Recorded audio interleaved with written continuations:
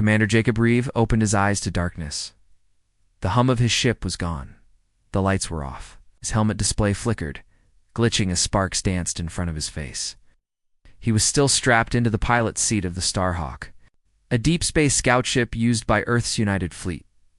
Smoke filled the cabin. Something had gone wrong. Terribly wrong. He reached for the emergency release. Coughing. The last thing he remembered was a routine mission surveying an empty sector. Beyond the edge of mapped space, no signs of life, just dead planets and black holes. Then, a blinding flash, a wormhole, gravity surge. He didn't know. The ship had been pulled, twisted, and thrown through space like a toy, and now he was here. Jacob stumbled out of the wrecked cockpit and fell to his knees. Outside, strange blue trees waved in a slow wind. The sky above was a swirl of stars, with two moons hanging side by side like glowing eyes. The planet looked untouched, beautiful, but it was not Earth. It wasn't. Even on any star charts he knew. He checked his suit. Toxygen limited. Radio. Dead. Beacon. Fried. He was alone. Jacob spent the next few hours scavenging the ship. He salvaged what he could: medkit, a pulse pistol, water rations, and a survival pack. He also pulled out the broken AI core. Maybe someone could repair it. He didn't know who that someone would be. No human ships would find him out here, not unless they traced the wormhole. He walked away from the crash site, moving through the glowing forest. The plants lit up softly under his boots, changing colors. Kept his pistol ready, eyes scanning. The air was breathable, strangely warm, but he didn't trust it suddenly. A sound whispers in the wind. He turned sharply. Nothing. Then he saw them shadows. Moving between the trees, fast. Silent, Jacob raised his pistol. Identify yourself. No answer. 1 second later, a pulse blast hit the ground near him. He rolled and fired back. Blue energy bolts hit the trees. One of the figures leaped toward him. He barely saw the blur of silver armor before a glowing blade stopped inches from his face. A tall warrior in sleek armor stood over him, her blade humming. Her face was hidden behind a curved helmet. She said something in a language he didn't understand. Jacob growled, "I'm not here to fight." I crashed. "I'm another warrior," came up behind her. "He speaks the old tongue," the voice said, mechanical but clear. "Human." The woman took off her helmet. Jacob blinked. She looked ... almost human. Her skin was pale gold, her eyes silver blue, glowing slightly. Her hair was dark and braided with thin silver bands. She studied him like a scientist watching. A bug. "I am Princess Valkyra of the Sci-Fi High House," she said coldly. "You are trespassing on sacred land." Jacob lowered his weapon. "Commander Jacob Reeve, United Fleet. I didn't mean to land here." "My ship destroyed," she interrupted. "Yes, we saw the fire trail. Your vessel broke ancient skies. It could have caused great damage." Jacob's temper flared. "I didn't choose to come here. I was pulled in." Valkyra narrowed her eyes. "And yet here you are. Armed, alert, and standing on our soil." The other warriors raised their weapons again. "Wait," Jacob said. "I'm just trying to survive." Valkyra stared at him a moment longer, then turned away. "Take him. High Council will decide what to do with this. ... Human." The Sci-Fi city was like nothing Jacob had ever seen. It floated in the sky, massive white towers hanging among clouds, connected by bridges of light. Anti-gravity engines hidden in the cliffs below held the city above the jungle. Strange birds circled the towers, and airships hovered like silent whales. The guards marched Jacob through glowing halls of crystal and metal. Everywhere he looked, Sci-Fi citizens stopped and stared at him. Whispers followed. Some eyes held fear, others disgust. He was taken to a round chamber made of glass and gold. The High Council sat on floating thrones, dressed in robes that shimmered with light. At the center stood an older man with sharp features, glowing eyes, and a crown made of white stone. "Father," Valkyra said, kneeling, "this is the one who crashed." The Emperor of the Sci-Fi frowned. "A human. I thought your kind were extinct in this part of the galaxy." Jacob stepped forward. "I come from Earth. We've explored beyond the outer sectors. I was on a mission when the Emperor raised his hand. Your presence breaks the treaty of isolation. Sci-Fi swore never to mix with the outside races. You may have brought danger with you. I'm not your enemy, Jacob said. The council members murmured. One shouted, he should be destroyed. Another said, what if he's a spy? Valkyra looked uncertain. He did not act hostile. He fought only to protect himself. The Emperor glared at Jacob. You will be held if no danger follows. We may spare you, but for now, you are not free. Days passed. Jacob was locked in a tall tower near the city edge. A force field sealed the door. He had food, water, and air, but no freedom. A young engineer named Kelron visited sometimes, curious about Jacob's gear. They traded knowledge slowly. Kelron loved learning and asked many questions about Earth. One day an alarm blared. Red lights flashed across the city. Jacob looked through the glass wall and saw smoke rising from one of the towers. Moments later, he heard screaming, followed by the roar of something mechanical, the force field. On his door dropped suddenly. Kelron rushed in. A rogue sentinel drone escaped the old vaults. It's attacking citizens. I don't know how it activated. Jacob grabbed his gear. I do. That's not just a sentinel. That's Earth tech modified. Somebody's been hacking old human warbots? Kelron's eyes widened. You can stop it? I can try. Jacob raced through the city streets, following the noise. People ran in fear. The drone, tall, spider-like, with rotating guns, was firing blindly. It cornered a family near the edge of a bridge. A small child was frozen in fear. Jacob ran forward, shouting. The drone turned toward him. Too late. He jumped onto a transport cart, using its lift to launch into the air. He fired his pulse pistol at the drone's joints. Sparks flew. The drone turned, locked on. A cannon powered up. Jacob tossed a flash charge and dove. The blast lit the sky. He landed hard. His pistol was gone. The drone limped toward him, sparks flying. Then, a sudden burst of blue energy blasted through it, froze, buzzed and collapsed. Valkyria stood behind it, her armor glowing. She looked at Jacob, breathing hard. You are reckless. I saved that kid. She looked past him. The child was safe, being pulled away by guards. You risked your life, she said softly, for people who fear you. I'm used to that, Jacob said. But fear doesn't mean you don't help. Later, back in the tower, Valkyra came to see him. She studied him quietly. You confuse me, Jacob Reeve? He smiled tiredly. That's what humans do best. You're not like the stories we heard. Not all chaos and war. He shrugged. Some of us are, but not all. Same with you, I guess. Valkyra turned to leave, then paused. I will speak to the council. Your actions today may have saved lives, perhaps. You deserve more than a prison. As she left, Jacob sat down. Watching the twin moons rise, he was still lost. Still far from home, but maybe, just maybe, he wasn't alone anymore. Jacob Reeve stood on a balcony high above the clouds. The Sci-Fi city floated in the sky like a dream, tall towers, glowing bridges and airships moving quietly through misty air. Below, forests stretched to the horizon. Above, 2 moons hung. In the purple sky, it had been 5 days since he helped stop the rogue drone. People no longer looked at him with fear. Some even bowed. Whispers followed him, but they were softer now. Jacob still didn't feel safe. He was being watched by guards, by machines, maybe even by the Emperor himself. Valkyra had spoken to the council on his behalf, and they agreed to release him from the tower. But he was not free. He was still a guest under watch. Today Valkyra had summoned him to the Hall of Balance. The hall was large and bright, made of white stone and living crystal. Floating lights glowed softly above them. Valkyra stood at the center, dressed in ceremonial armor, her dark hair tied back with silver rings. You came? She said, voice calm but sharp. I didn't have much choice, Jacob replied. She gave him a small smile. No, but you are here, and that matters. He looked around. So what is this place? This is where we train our minds and bodies, Valkyra explained. I want to test you. Test me.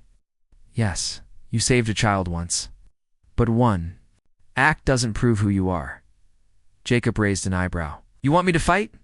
No, she said. I want you to teach. Valkyra brought him to a wide training ground where Sci-Fi warriors stood in perfect rows. They were strong, fast, and skilled. But Jacob saw something else: rigid movements, old patterns, predictable footwork. These are my guards, she said. Elite. But they have never faced war beyond this world. Jacob crossed his arms. You want them to learn from me? Yes. Why me? Because humans fight dirty, Valkyra said. And it works. Jacob laughed. Fair enough. Over the next days, Jacob trained the guards, showed them how to break formations, move in small squads, use the environment, and think like survivors, not just soldiers. At first they resisted. Sci-Fi believed in order, honor, and balance. Jacob taught chaos, surprise, and instinct. But slowly, they began to understand. Valkyra watched every session. One day, during a mock fight, a young warrior fell badly and dislocated his shoulder. Jacob rushed to help, popping it back in place. The warrior groaned. You move like a beast. Jacob smiled. Beasts survive. Valkyra stepped forward, and you taught him to survive. You were changing them. Is that a good thing? She paused. I don't know yet. Later, Valkyra invited Jacob to a quiet chamber filled with holograms of stars. It was a star map of the galaxy bright points, ancient paths, dead zones. Jacob stared at it. Isn't in any human database? No, Valkyra said. Keep our maps hidden. Even the Federation doesn't know what lies in these corners. Why show me? Because I want you to understand something. She pressed a crystal, and a new image appeared. Earth. But it looked old, marked with symbols. Jacob leaned forward. You've been watching us? Long ago, she said. Before the Great Silence, Sci-Fi once worked with early humans before your species knew how to leave your moon. Jacob was shocked. That's not in any history. Was erased, Valkyra said softly. By both sides. Why? Because alliances ended in war. We left. You evolved alone. Jacob shook his head. We could have grown stronger together. Valkyra looked at him. Perhaps. Or destroyed each other faster. That night, Jacob couldn't sleep. He stood on the balcony again, staring. At the stars, so much had been hidden, so much forgotten. Suddenly an explosion rocked the city. Flames lit the sky. Sirens wailed. Jacob grabbed his jacket and ran. Smoke rose from the east towers. Airships moved fast, lights flashing. Citizens fled down the glowing bridges. Jacob found Valkyra in the central plaza, giving orders. What happened? He asked. A sabotage, she said. One of the energy cores was overloaded. Narrowed his eyes. That wasn't an accident. No, Valkyra agreed. It was a message. From the smoke, a drone hovered into view. Its body was black metal, patched with symbols. Jacob recognized human pirate marks. Jacob's heart sank. I've seen those before. Outer Rim pirates, human tech, mixed with alien scrap. Who are they? She asked. Raiders. They steal from dead ships, sell weapons, even attack colonies. One of their leaders, Grievin, he hates order, wants to burn the old empires. Why attack us now? Valkyra asked. Jacob's eyes darkened. Because I'm here. He must have tracked me through the wormhole, or someone here sent him a signal. The next day, the council met in emergency. Valkyra stood beside Jacob as they argued. The human brought danger, one elder shouted, but he helped defend us. Another said. The emperor raised his hand. Silence. He turned to Jacob. Your enemies now threaten our people. You brought war to our skies. Jacob stepped forward. Then let me help stop it. You are not Sci-Fi. I'm not your enemy either, Jacob said. Someone inside. Your walls, as the council murmured. Val Stenkled quotes. Kira stepped forward. He is right. Someone betrayed us. The core explosion was not just sabotage, it was timed with the drone. The Emperor frowned. And you think you can find the traitor? I know how pirates think, Jacob said. And I know how humans hide. The Emperor stared at him. A long time, then nodded. One chance. Fail. And you both will answer for it. Valkyra and Jacob began their search. They went to the lower levels' forgotten tunnels beneath the city. There, they found old machines humming with energy. Secret lab. Valkyra touched a console. These logs are restricted. Only highborn. Access. Someone powerful. Then, Jacob said, a noise behind them. They turned, blasters drawn. Lord Kairos stepped from the shadows. Valkyra's cousin. Royal blood. Favorite of the council. He looked calm. To calm, you weren't supposed to find this, Kairos said. You betrayed your people, Valkyra hissed. No, Kairos replied. I saved them. We are dying slowly, hiding in clouds. We need fire. Power. Evolution. Jacob pointed. His blaster? You gave Grievin access to your systems. Kairos smiled, promised to spare the strong. Valkyra stepped forward. You shame our house. I lead it forward, he growled. You cling to peace. I choose strength. He raised his hand and dozens of small drones dropped from the ceiling. Jacob grabbed Valkyra's arm. Run! They jumped through a collapsing tunnel as explosions followed. Kairos escaped. The lab burned back in the throne room. The Emperor listened in silence. Valkyra knelt. Kairos betrayed us. He works with Grievin. Where is he now? The Emperor asked. Gone. Hidden. But he will strike again. The Emperor stood. Then we must prepare. Call every guard. Activate every shield. Jacob stepped forward. That won't be enough. What do you mean? The Emperor asked. He has human war tech, Jacob said. Cloaks, AI-guided missiles, hacking drones. Your people haven't fought a real war in centuries. You'll lose. The room fell silent. Valkyra looked at her father. Let him lead our defense. The Emperor stared at Jacob. You want command? No, Jacob said. I want to survive. Same as you. That night, Valkyra came to Jacob's quarters. You were brave today, she said quietly. So were you. She looked at him. My people don't trust easily, but they are starting to trust you. Jacob smiled. Because I yell louder than your council. She laughed softly. Then her face turned serious. War is coming, I know. I have to fight my own blood.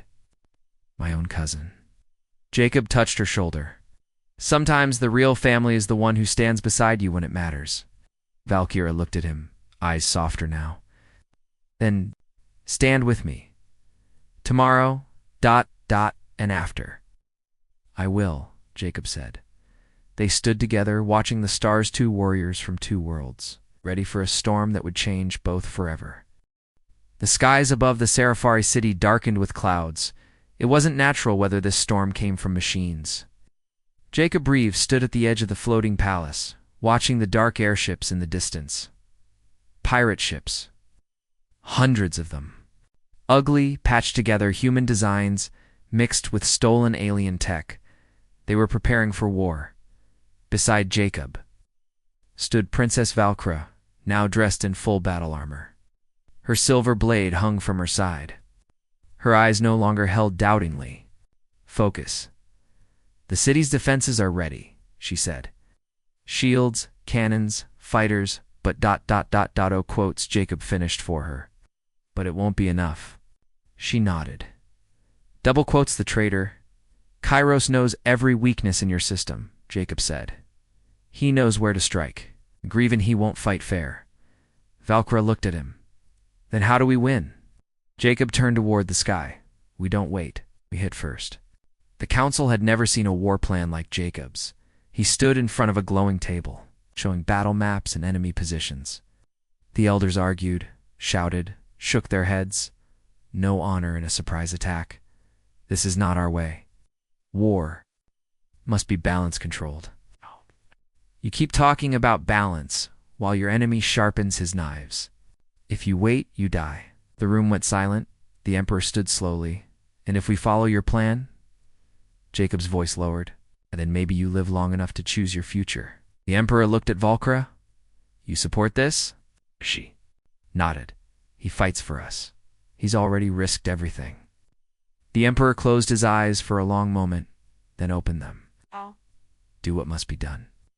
Jacob and Valkyra worked all night. They organized squads, upgraded weapons, and trained elite fighters in human-style guerrilla tactics. Jacob's knowledge of pirate ships gave them an advantage. He showed them how to board, sabotage, and destroy from within. At the heart of their plan was speed. They would strike first, hit a hidden pirate staging base on the planet's surface before the full invasion could begin. If they succeeded, it would cripple Grieven's fleet. Valkyra chose only her most loyal warriors, and she chose Jacob to lead beside her. The next morning, just before dawn, 10 sleek Sci-Fi dropships cut through the clouds. Jacob sat in the lead ship, his pulse gun charged, heart steady. Across from him, Valkyra checked her armor. She looked ready for war, but also calm to calm. You okay? Jacob asked. She glanced at him. This is not my first battle, but it might be your last. She gave a small, sad smile. Humans always speak of death before a fight. We think about what we might lose, Jacob said quietly. Her eyes softened. I already know what I don't want to lose. The dropship shook as they entered the atmosphere. Their moment was over. The battle had begun.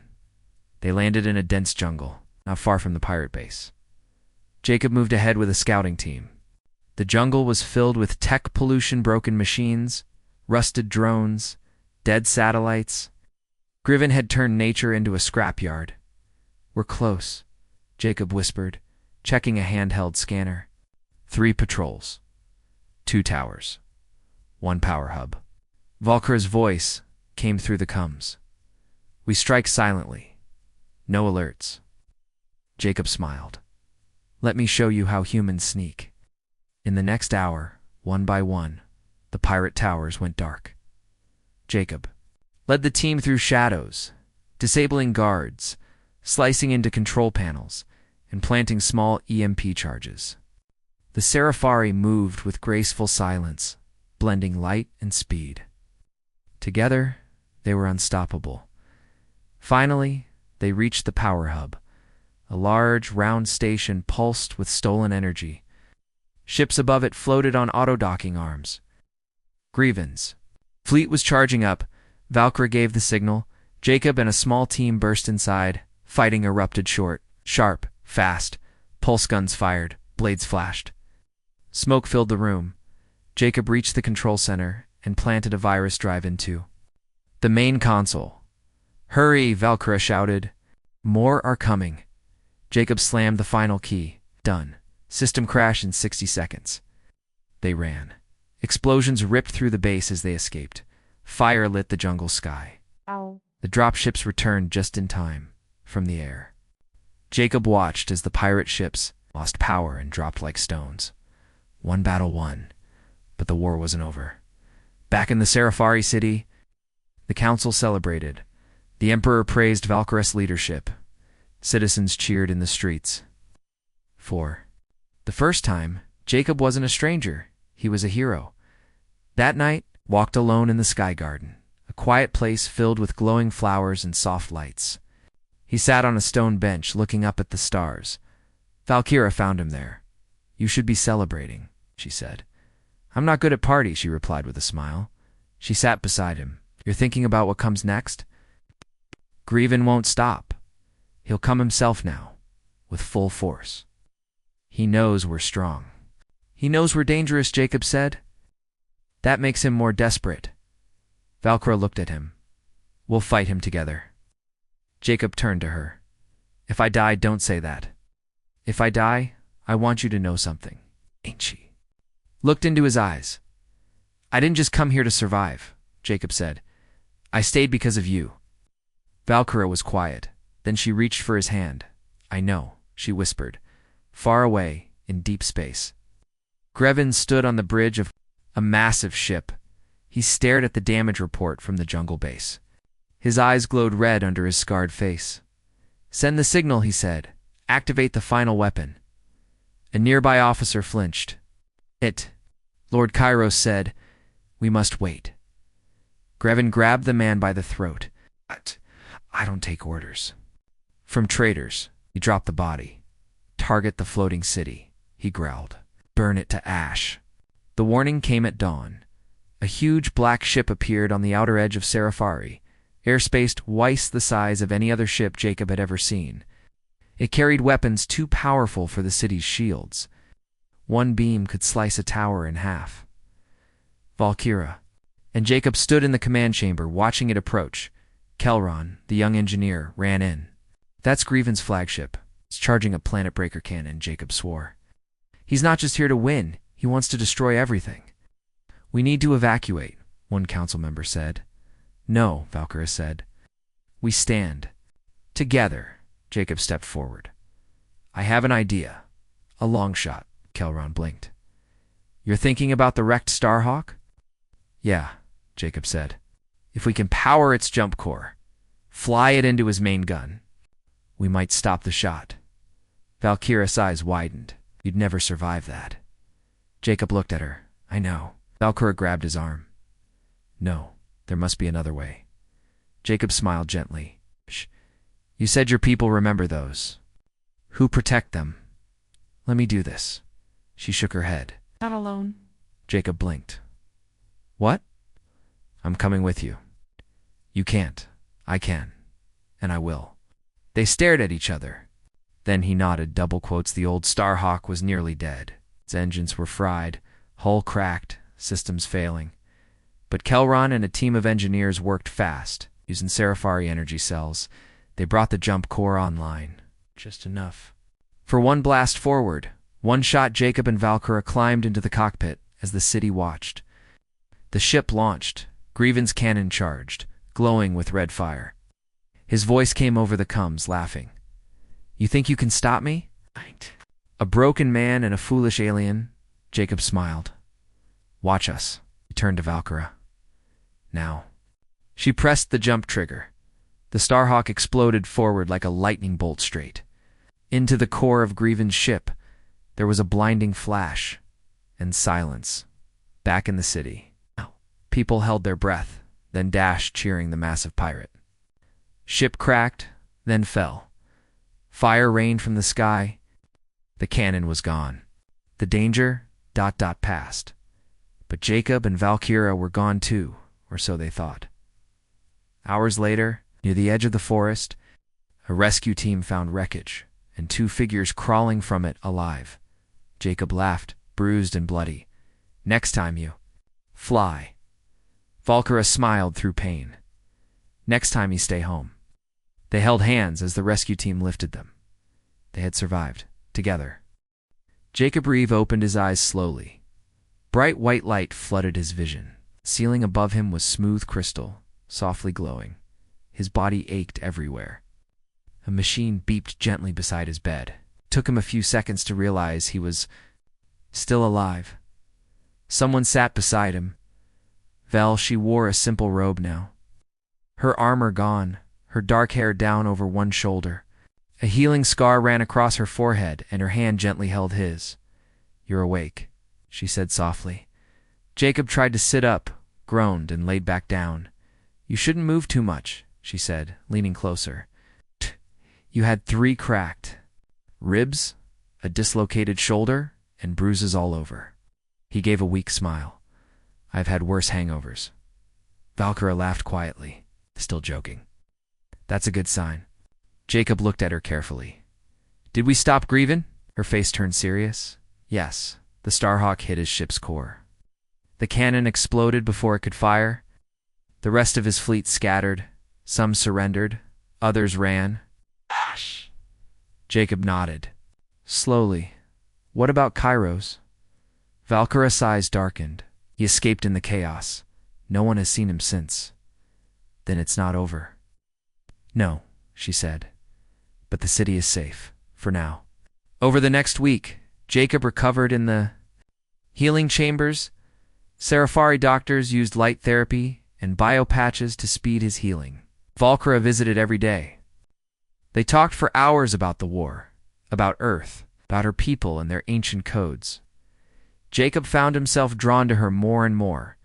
She was strong, noble, but also curious and kind.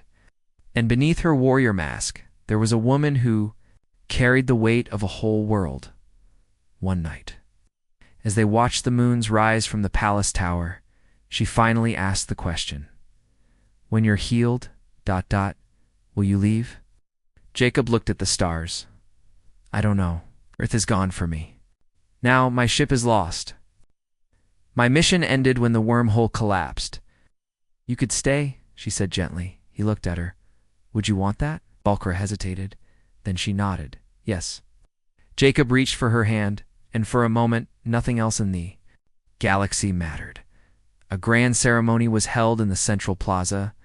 The emperor stood before the people. Dressed in his full regalia, Jacob stood beside him in a new uniform, half Sci-Fi armor, half human flight suit. A symbol of two worlds. Valkyra stood proudly beside her father. The emperor raised his voice. "Jacob Reeve, you came to us as a stranger, even as a threat. But you stood beside us in battle, risked your life to protect my daughter and our people. You fought with heart, not just weapons." The crowd listened in silence. "You have earned not only our respect, ... but our trust." He turned to Jacob. "You are offered a place among us, as citizen, as warrior, as family." Jacob bowed his head. "I accept." The crowd erupted in cheers. Valkyra smiled at him, her eyes shining. For the first time in his life, Jacob felt like he belonged. Peace returned to the Sky City. The Sci-Fi began rebuilding. Shields were reinforced, systems upgraded. With Jacob's help, they developed new hybrid defenses, combining human unpredictability with Sci-Fi precision. Valkyra led patrols around the outer skies. Jacob trained new pilots. They often flew together, scouting for signs of returning pirates or Kairos' hidden followers. One evening, after a long patrol, they returned to the high gardens. The stars were bright and the air cool. Valkyra leaned against the railing, her voice quiet. "My father is preparing to step down." Jacob blinked. "The Emperor?" She nodded. "He says it's time for new leadership, a new path." Jacob looked at her. "You mean ... you?" She nodded slowly. "He wants me to become Empress." Jacob felt his chest tighten. "That's a big change." She looked at him. "I want you by my side." Jacob smiled sadly. "You really trust a lost human with that job?" "I trust you with my life," she said. "With my heart." Jacob stepped close to her. "Then I won't run." They kissed. Beneath the twin moons, not as warrior and outsider, but as something more. But peace is never perfect. One night, an explosion shook the southern towers. Alarms screamed. Jacob grabbed his pulse gun and ran. Valkyra met him in the sky corridor. "Another attack?"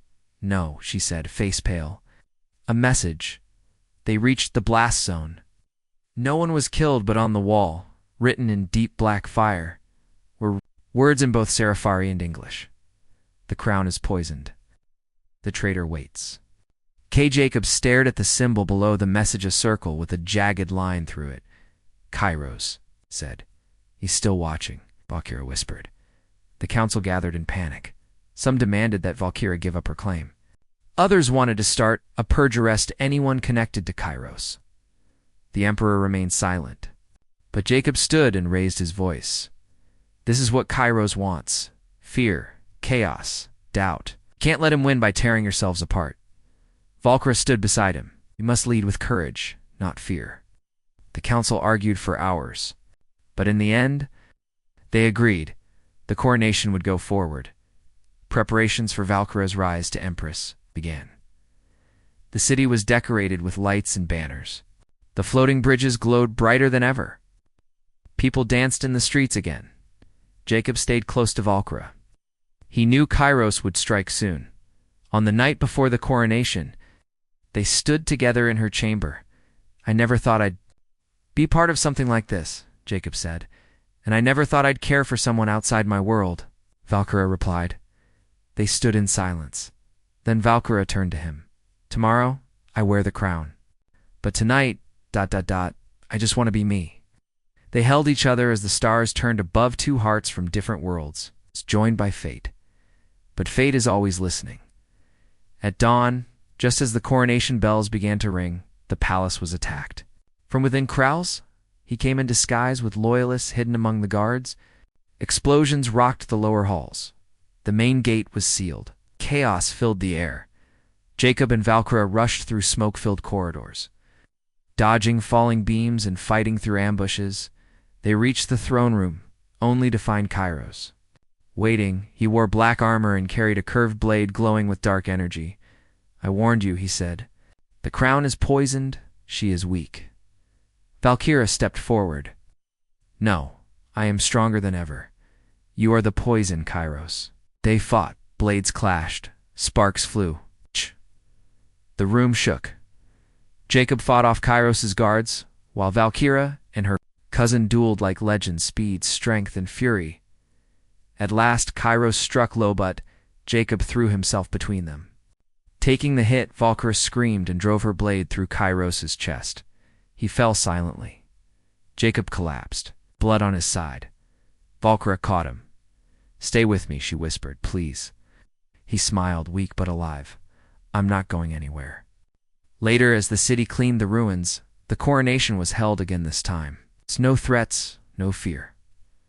Valkyra stood before her people, golden crown of light placed upon her brow. The crowd roared. She turned and held out her hand. Jacob stepped forward, the human, the warrior. The man who had crossed a galaxy to find purpose and found love instead. He stood beside her, not as outsider, but as one of them. Together, they looked to the future, not of one world, but of two. Months passed. The Sci-Fi city floated peacefully once again among the clouds. Its silver towers stood tall, glowing under twin suns. The people were rebuilding, healing, and learning.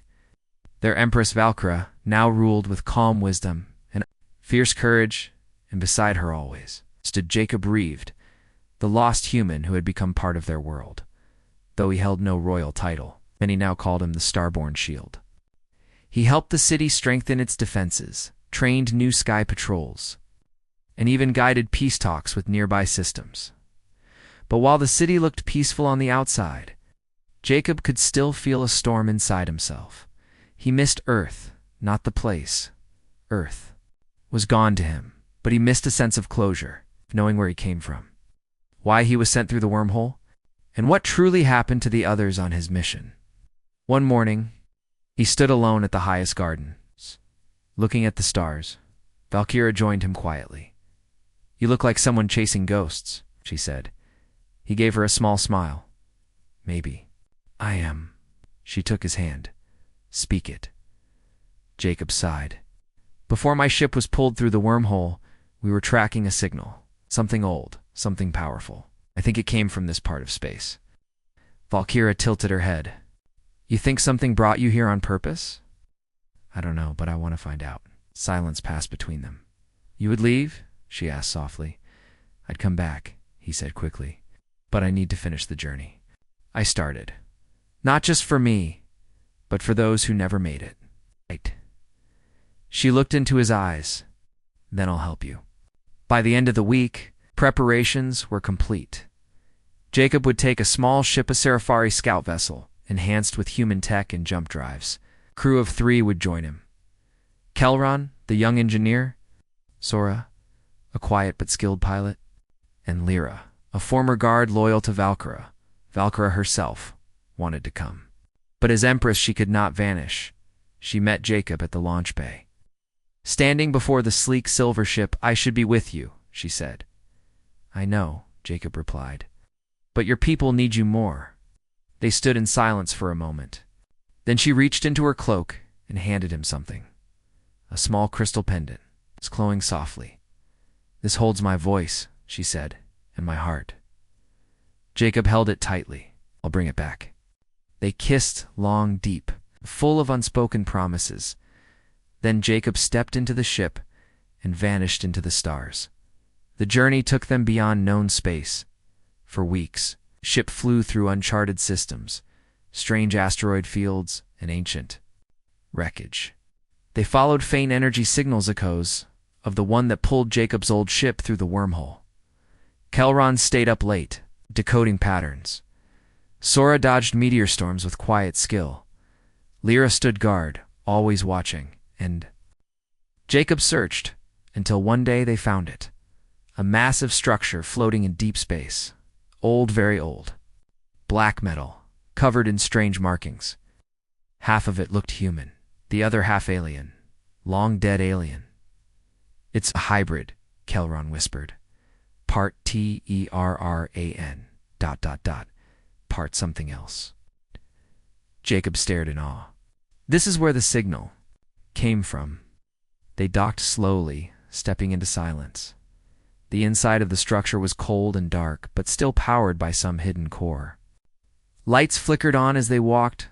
Old human writing was mixed with alien symbols, and in one chamber, Jacob found something that made his blood freeze. ACRYO-pod. With a body inside, he rushed forward, saw the face of one of his old crew, Commander Ellison, his mentor, his friend. Still alive? Still frozen? A control panel blinked. Kelron examined it quickly. Life signs, faint, but real.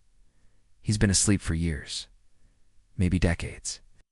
Jacob looked around the chamber. More pods lined the walls, others from the Earth mission. Trapped in stasis, forgotten by time. They didn't die, Jacob whispered. They were taken, but by who? Lyra asked. Then, from deep within the station, a voice spoke, not from a speaker, but from their minds. You were not the first. You will not be the last. Sora backed up. What is that? A shape formed from light, a being tall, graceful, glowing like a ghost. Not human, not Seraphari, something older. We called. You came, but your kind was not ready, so we waited. Jacob stepped forward. Who are you? We are the archivists. We study those who reach the stars. We test them. We preserve their history, and sometimes their lives. Jacob clenched his fists. You stole my crew. You locked them away. They failed the test. But you... ... you may yet pass. Jacob stared at the being. What test? The test of choice, of love, of sacrifice. The being looked at Jacob closely. You gave up your world, risked your life, protected a people not your own. That is the measure of your kind. Then the being vanished, and the chamber lights turned green. The pods unlocked one by one. The old crew woke up, weak, confused. But alive, Jacob smiled through tears as Commander Ellison opened his eyes. Jake, you made it. He nodded. We all did. With help from Kelron, they stabilized the pods and downloaded all the data from the station. The truth would change everything. A secret alien race, testing humanity in silence. A hidden history. A second chance. In proof that the Serapharian humans were more alike than anyone believed, they returned to Seraphari's space with the rescued crew. As the ship entered the atmosphere, messages flooded in. Valkyra stood on the palace platform, watching the ship land, and the door opened and Jacob stepped out. She ran forward without hesitation. He caught her in his arms. You came back, she whispered. I promised. The return of the Lost Earth crew became a turning point.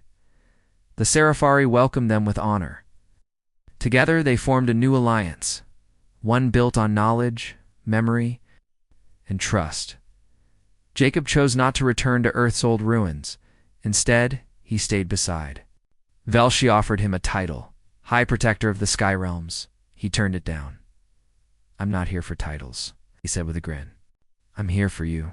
So they married. Not with gold or glory, but with stars above and the people below. The ceremony was simple, the moment unforgettable. And from that day forward, no one called Jacob the outsider again.